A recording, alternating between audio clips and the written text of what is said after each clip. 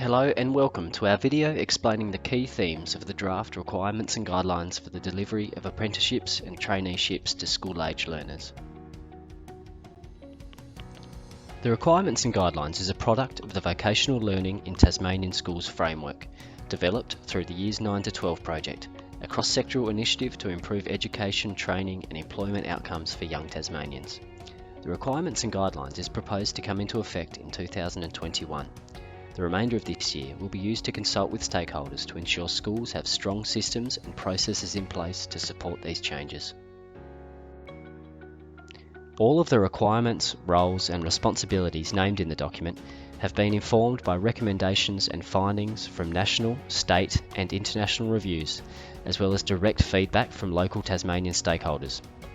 At the state level, these include the Australian Council of Educational Research Review in 2016, which led to the formation of the Years 9 to 12 project, the Vocational Learning Forums held across the state in 2018 and the report from this consultation, and the Ministerial Priorities for Training and Workforce Development.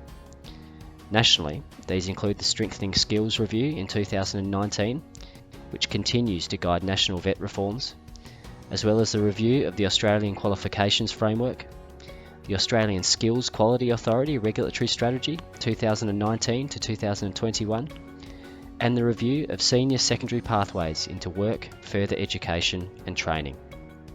Internationally, these include the OECD Future of Education and Skills 2030 project, and the reviews and reports that have stemmed from this work, and the Decent Jobs for Youth Global Initiative, driven by the International Labour Organisation. The requirements and guidelines propose that schools appoint a person to the role of apprenticeships and traineeships facilitator. The document clearly outlines the roles and functions of this position within schools and the scope of the facilitator's responsibilities for school-age learners engaged in school-based, part-time or full-time apprenticeships or traineeships.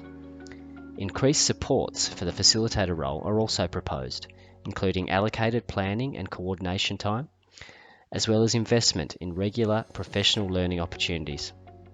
The document also proposes that principals give due consideration to the specific skill set required for the facilitator role when looking at the makeup of their school workforce. Creating clarity, consistency and accountability in the role of facilitator will enable school-age learners undertaking an apprenticeship or traineeship to receive the support and resources they need to achieve the most positive and meaningful outcomes. Navigating the apprenticeships and traineeship system can be confusing for schools. The requirements and guidelines list the different stakeholders involved in the coordination of apprenticeships and traineeships for school-age learners and clearly defines where their roles, responsibilities and legislative obligations begin and end.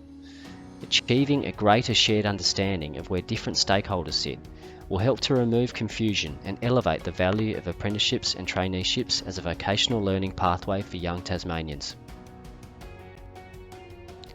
If you have any questions, concerns, or would like advice about apprenticeships and traineeships for school-age learners, please contact the Vocational Learning and Career Education team.